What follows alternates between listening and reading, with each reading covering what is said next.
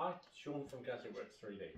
We've just received and going to unbox the Phrozen Arco. If you haven't heard of Phrozen Arco, it's a new corexy printer from Prozen, their first FDM printer. A little controversial because the Kickstarter has been very slow.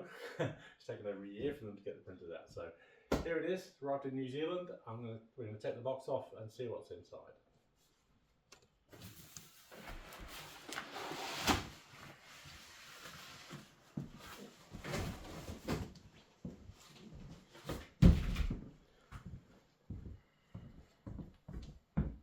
So as you can see, there's a large box, and the inner box is very attractively decorated. Let's hope there's something in. Right, I'm going to have to get Debbie to assist getting it out of the tray.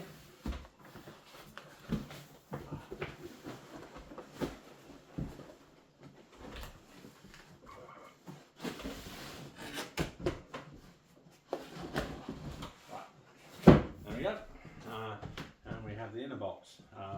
I'd say this is roughly 600 millimeters square, approximately.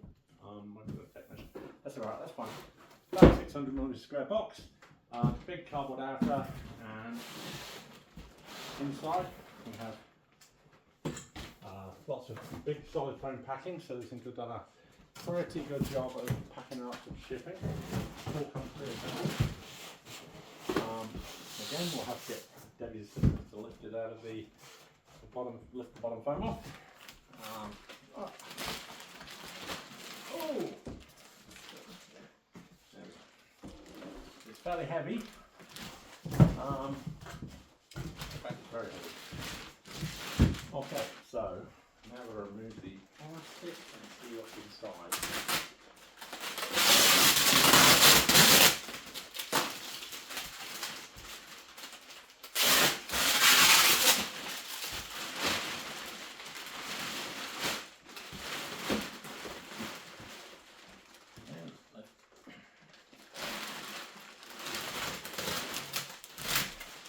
And there we go. Okay, just stop for a minute and bring it in. Right, so inside the box we have the printer itself, which does appear to be extremely well constructed. They haven't concentrated an enormous amount on flashy casings, but these are all custom mouldings, custom metal extrusions. It's all it's appears to be very solid, which of course is important. Inside the middle of the printer here we have the box containing all the accessories. Cut that actually. Have you got the scissors or something? To remove this plastic wrapping. That's currently holding everything together.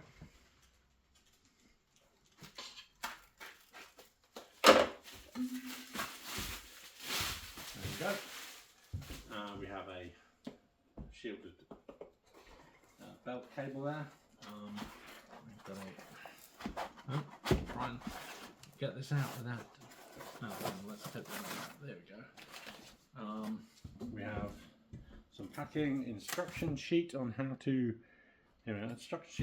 prepare the unit, which we'll follow.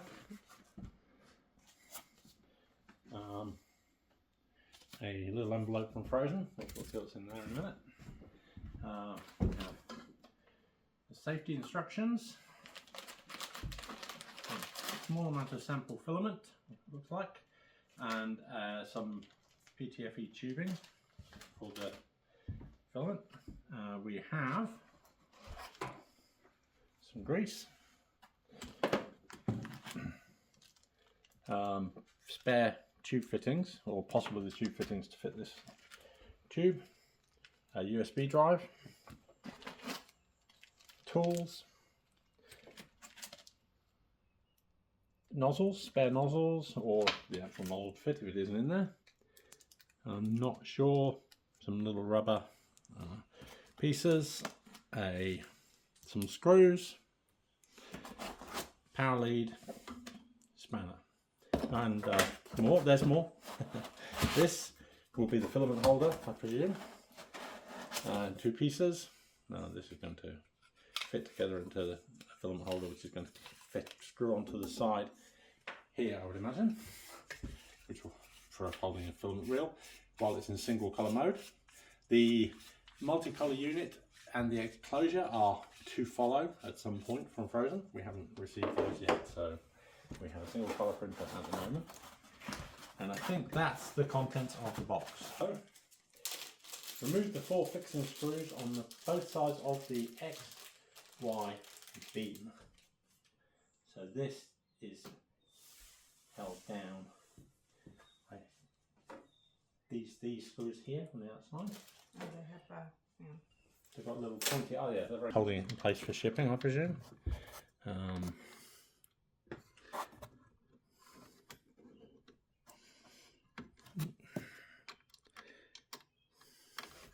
So it's a little fiddly. There we are. See the screw I've undone? This one. Down in the back, down in the channel on the outside next to the belt. They've already undone it. You know, that won't fit it. This screw there, that's undone, it just needs lifting out. Unfortunately, it's not magnetic. So. And this is a little bit fiddly, so it's taking a little longer than ideal. But hopefully it's the right piece for removing. There.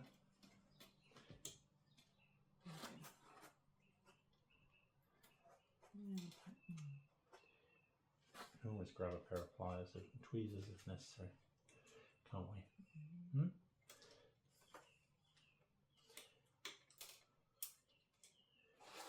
Some loose as well. There we go. Okay.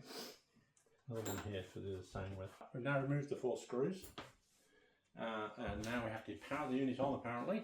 So we have plug it in at the back, the power supply doesn't want to come around the back. We have the that's been all in there. That's right, I can edit it quite heavily. Right, down at the bottom here we have a power socket. Is that on? Yep. Yeah. It says place in the power cable, turn on the printer, follow the instructions on the touch panel. So see that taking any power? Is it doing anything? Yeah, the little thing at the front slides. Okay, up. so I will remove this touch panel. As you can see, there is it's booting up, which is a good sign. Again, I've got to say I'm actually very impressed with the build. It's all extremely well fitted and very heavily mounted, and these pieces are all custom designed. Just waiting for the touchscreen to move on from its booting graphic. Oh, the fan's switched on, you can probably hear.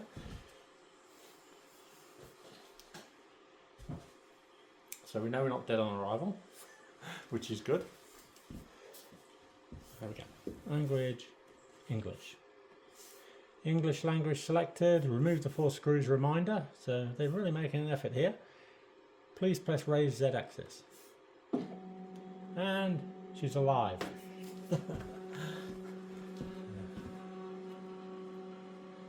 This is to allow us to remove the packing material, which is fixed in place underneath the arm.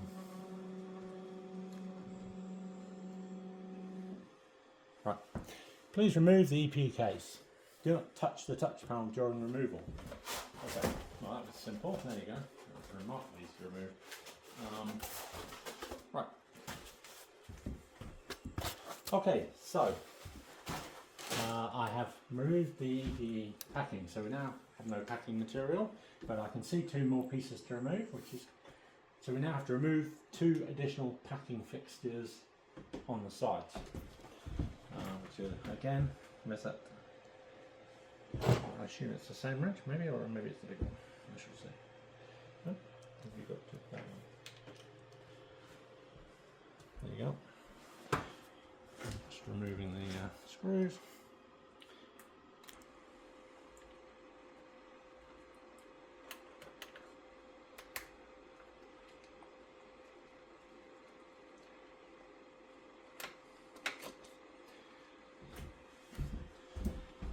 Okay, we've removed the packing material and detached the fixture.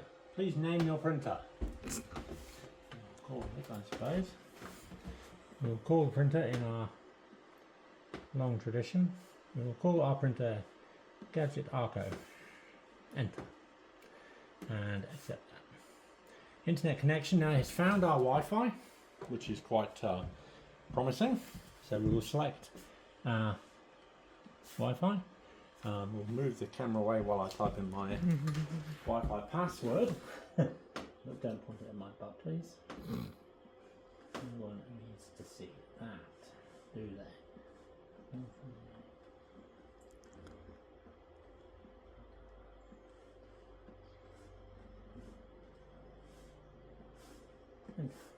Right.